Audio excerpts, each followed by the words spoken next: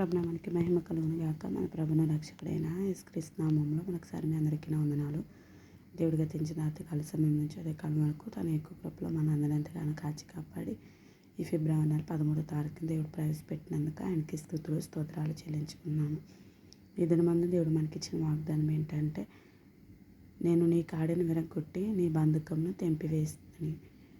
ఇర్మియా గ్రంథము 2:60 ఇక్కడ దేవుని యొక్క లేఖనం సెలవిస్తుంది. ఈ బంధకములను నేను తెంపివేస్తానని దేవుడు ఈ ఉదయకాల సమయంలో నీతో నాతో మన అందరితో మాట్లాడుతున్నారు. ఎందుకంటే మనం అనేకమైన బంధకాలలో ఉన్నప్పుడు దేవుడు మనల్ని ఎంతగానో జ్ఞాపకం చేసుకుంటూ వాటన్నిటి నుండి విడిపిస్తానని, వాటన్నిటి నుండి మిమ్మల్ని రక్షిస్తానని, అవన్నీ ఏ బంధకంలో అయితే నీవు ఉన్నావో వాటన్నిటి నుండి నేను విడిపిస్తానని, తెంపివేస్తానని ఆ దినాలను ఇశ్రాయేలు ప్రజలతో దేవుడు మాట్లాడుతూ ఈ దినాన్ని నీతో నాతో మనందరితో సెలవిస్తున్నారు. ఏ బంధకంలో అయితే మనం ఉన్నామో వాటన్నిటిని దేవుడు తెంపివేస్తానని, ఏ బంధకంలో నువ్వు చెక్కబడి ఉన్నావో వాటన్నిటిని నుండి విడిపిస్తానని దేవుడు సెలవిస్తున్నారు. కాబట్టి శ్రమలు అనే బంధకంలో, లోకంలో అనేక రకాలైన బంధకాలను వీటన్నిటి నుండి దేవుడు నిన్ను విడిపిస్తానని ఉదయకాల సమయంలో మాట్లాడుతున్నాను. కాబట్టి వాగ్దాన్ని బట్టి ప్రతి ఒక్కరు ప్రార్థన చేయాలని కోరుకుంటే పరిశుద్ధ వాక్యాన్ని దేవుడు దీవించి ఆస్వాదించి మనందరినీ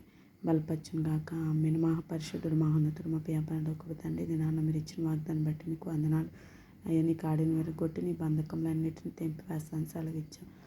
అనేక రకాలైన బంధకాల్లో మేము ఉన్నప్పుడు మీరు మమ్మల్ని ఎంతగానో విడిపించి రక్షించి వాటన్నిటి నుండి అయ్యా తండ్రి వాటన్నిటిని తెంపివేసి ఉన్నారు. అందుని బట్టి మీకు వందనాలు. ఇంకా ఎవరైతే బంధకాల్లో బంధింపబడి ఉన్నారో వారిని అందరిని విడిపించి రక్షించి కాపాడమని, ఈ వాగ్దానం ప్రతి ఒక్క పనిముట్లో దీవించమని, సమస్త మహిమ ఘనత ప్రభావాలు మీరు మాత్రం ఆరోపించుకుని ఈ సత్పరిశుద్ధ నామంలో అడిగి పొందుతున్నాము తండ్రి.